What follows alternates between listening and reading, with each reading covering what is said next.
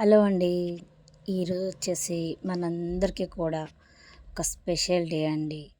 Special ఏంటనేది కూడా మీకు తెలుసు. సో, ఇంకా పూర్తిగా నేనైతే ఈ వీడియోలో అయితే చెప్తాను. ఎక్కడ కూడా స్కిప్ చేయకుండా వీడియోని అయితే చూడండి.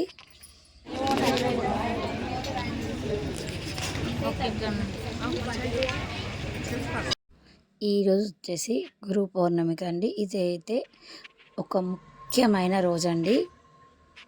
చాలా అంటే చాలా స్పెషలు.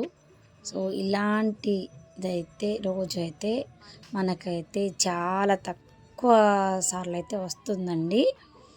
అది ఎందుకు ఏంటి అనేది కూడా నేనైతే ఈ వీడియోలో అయితే చెప్తాను. అలాగే మేమైతే టెంపుల్కి అయితే వెళ్ళాము. సో నేను మా అత్తమ్మ మా ఫ్రెండ్స్ అందరం కలిసి టెంపుల్కి అయితే వెళ్ళాము. అది ఏం టెంపుల్ ఎక్కడ ఉంటుందనేది కూడా నేనైతే చెప్తాను. ఇదైతే మా పెద్దపల్లిలో శాంతినగర్లో ఈ టెంపుల్ అయితే ఉంటుందండి. మనం ఈ ఒక్క టెంపుల్కి వెళ్ళామంటే ఒక 4-5 దేవుళ్ళను కూడా మనం దర్శనం చేసుకొని అయితే రావచ్చండి. చాలా బాగుంటుంది.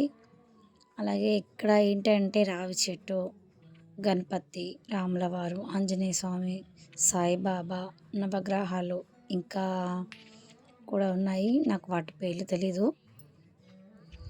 ఈ గుడిలో ఎక్కువగా ఏంటంటే శ్రీరామనవమికి కళ్యాణం చేస్తారండి. అలాగే గురు పౌర్ణమికి పూజలు కూడా ఎక్కువగా చేస్తారు. సో అప్పుడైతే చాలా భారీ ఎత్తున భక్తులు అయితే వస్తారండి. అలాగే అన్నదానం కూడా చేస్తారు. ఇక్కడ ఎంతమంది వచ్చినా కూడా తినకుండా అయితే వెళ్ళరు అండి. అయిపోయిన కొద్దీ మళ్ళీ వంటలు చేస్తారు, వండుతూ పెడుతూనే ఉంటారండి. అలాగే గురు పౌర్ణమి నాడు కూడా చాలా మంది అయితే వచ్చారు. ఈసారి అయితే ఇంకా చాలా ఎక్కువ మంది అయితే వచ్చారండి. ఆ గుడిలో ఆ దేవుడిని చూస్తూ నాకైతే నిజంగా అలాగే అక్కడే ఉండిపోవాలనిపించిందండి. అసలు ఏమీ కూడా గుర్తు రాలేదు. ఇంటికి వెళ్ళని కూడా అనిపించలేదండి. లాస్ట్ టైం అయితే వర్షం పడడం వల్ల వెళ్ళలేదు. అంతకుముందు ఇయర్ వెళ్ళాము, అప్పుడు కూడా అలాగే అనిపించింది. చాలా బాగా అనిపించింది. అందుకే ఈసారి అసలు వెళ్తానో లేనో, వీలు ఉంటుందో లేదో అని అనుకున్నాను. సో వీలు కుదిరింది. ఆ సాయిబాబా నా అందు ఉండి నాకైతే తన దర్శన భాగ్యం అయితే ఇచ్చాడు. వెళ్ళాము, చాలా బాగా అనిపించిందండి. అక్కడైతే మనకు చాలా ప్రశాంతంగా మనశ్శాంతిగా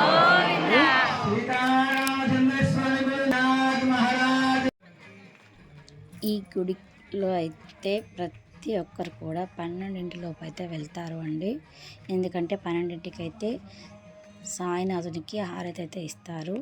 హారతి ఇచ్చే సమయంలో ప్రతి ఒక్కరు కూడా హారతి పాట కానివ్వండి, విభూది పాట కానివ్వండి, ఇలా చాలా రకాల పాటలు అయితే పాడుతూ భజనలు చేస్తూ చాలామంది అయితే ఉంటారండి.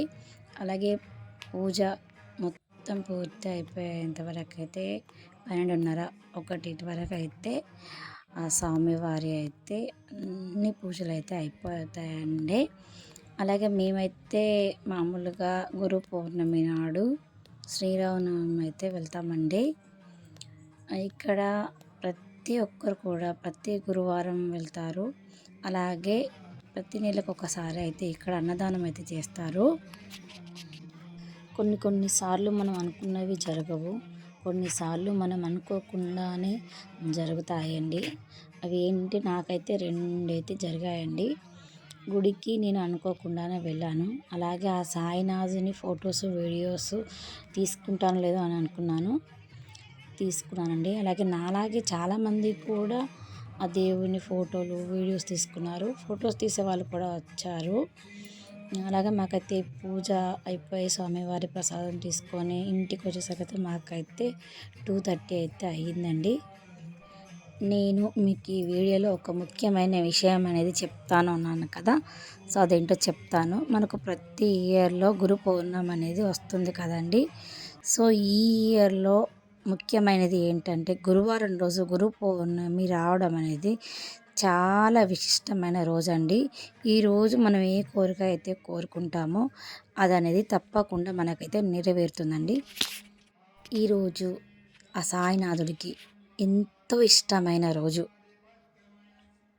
ఆ సాయినాథుడు జన్మించిన రోజు గురువారం, గురు పౌర్ణమి నాడు మనం మనస్ఫూర్తిగా మనకు ఏదైతే కోరిక నెరవేరాలని కోరుకుంటామో ఆ కోరికని ఆయన తప్పకుండా నెరవేరుస్తాడు. అలాగే ఆ సాయినాథుడి ఆశీస్సులు మనందరికీ ఎప్పుడు ఉండాలని నేను కోరుకుంటున్నానండి. ఎవరైనా అన్నదాన కార్యక్రమానికి విరాళాలు ఇచ్చేదాతలు మందిరంలో రసీదు పొందండి, పేరు నమోదు చేసుకొని సాయిబాబా వారికి కార్యక్రమానికి జరగడం జరుగుతుంది. సాయినాథ్ మహారాజుకి ఈ రోజు సాయంకాలం 4 గంటల నుంచి పల్లకి సేవ బాబా వారి రథోత్సవం ఉంటుంది. ఆడవాళ్ళు, మహిళలు, సేవకులు, భక్తులు, యువకులు అందరూ కూడా పాల్గొనాలి. సాయిబాబా వారి యొక్క ఈ రోజు గురు పౌర్ణమి గురువారం రావడం చాలా విశేషం. బాబాకి ఇష్టమైనది గురువారం, గురు పౌర్ణమి కూడా బాబాకు ఇష్టమైనది. అవి రెండు రావడం కూడా ఆయన సంతోషం. ఆయన సంతోషంగా ఉన్నప్పుడు మనం ఏది కోరుకుంటే అన్ని వరాలు ఇచ్చే రోజు ఈ రోజు అన్నట్టు. అలాంటి ఒక రోజు కార్యక్రమాలు బాబా వారికి ఘనంగా వేస్తే సంతోషపడి ఎవరైతే కార్యక్రమంలో పాల్గొంటారో వారికి ఎలాంటి సమస్యలున్నా, అనారోగ్య సమస్యలున్నా, బాధలున్నా, గృహవాస్తు లేకున్నా అన్ని కూడా సమస్య పోయి సంపూర్ణమైన ఆరోగ్యాన్ని ప్రసాదిస్తాడు. సాయినాథ్ మహారాజుకి సాయినాథ్. అక్కడ ఎవరు దాన్ని అభినందించవద్దండి.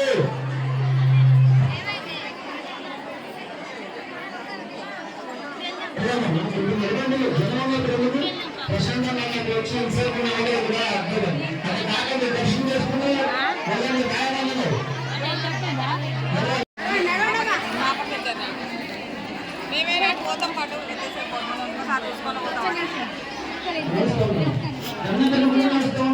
మేమిద్దరే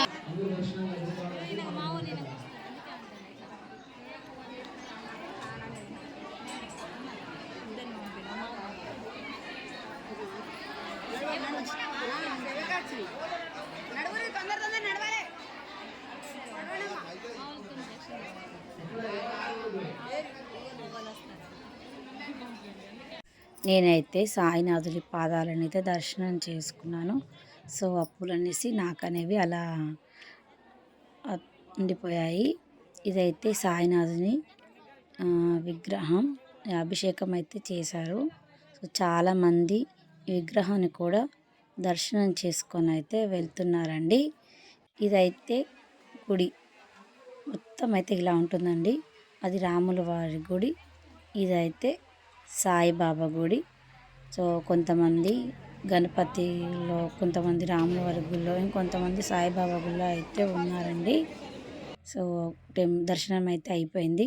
ఇదైతే ఎంట్రన్స్ అండి, ఇలా ఉంటుంది.